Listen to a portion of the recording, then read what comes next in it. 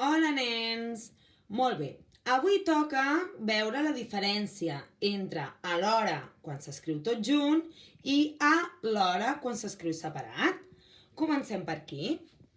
A l'hora és una expressió i significa en el moment de, és a dir, a una hora determinada. Per exemple, va arribar a l'hora de sopar. Va arribar en el moment de sopar. Veieu que concorda? Anem a veure un altre exemple. A l'hora que em digueu, estaré allà. En el moment en el que em digueu, estaré allà. Veieu que concorda? Doncs a l'hora separat és en el moment de. Per a aquells que tinguin memòria fotogràfica, es poden dibuixar al seu costat un rellotge. I així sabran que a l'hora separat és quan parlem d'un moment, com un rellotge.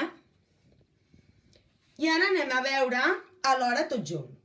L'hora tot junt és un adverbi que significa a la vegada, al mateix temps. Per exemple, tocava dos instruments alhora. Tocava dos instruments a la vegada o al mateix temps. Cuinava i alhora cantava. Cuinava i a la vegada o al mateix temps cantava. Ho veieu? Alhora tot junt significa al mateix temps, a la vegada. I ara què dius?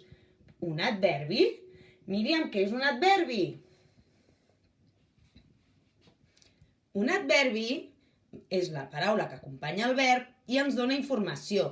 Una informació que és molt precisa, o la matitza o l'amplia. Quins tipus d'adverbis tenim? Tenim de mode, que ens diu com es fa una acció. Per exemple, vaig esperar pacientment. Com vaig esperar? Doncs amb molta paciència. Un lloc on es fa l'acció. Per exemple, no va trobar la samarreta enlloc. Enlloc significa que no la va trobar en cap lloc.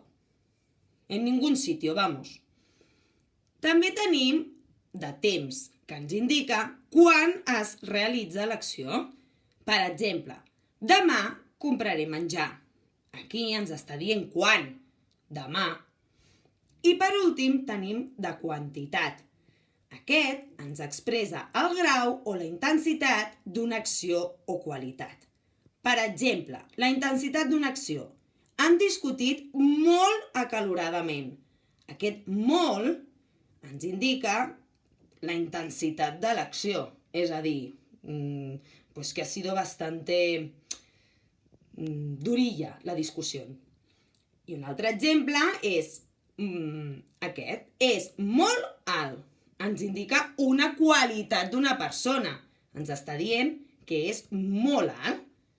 Doncs molt bé, fins aquí la diferència entre a l'hora separat, recordeu dibuixar un rellotge al seu costat, i a l'hora adverbi, que significa a la vegada i al mateix temps. Així com què significa un adverbi i els diferents adverbis que hi ha. Molt bé, nois! Fins aviat!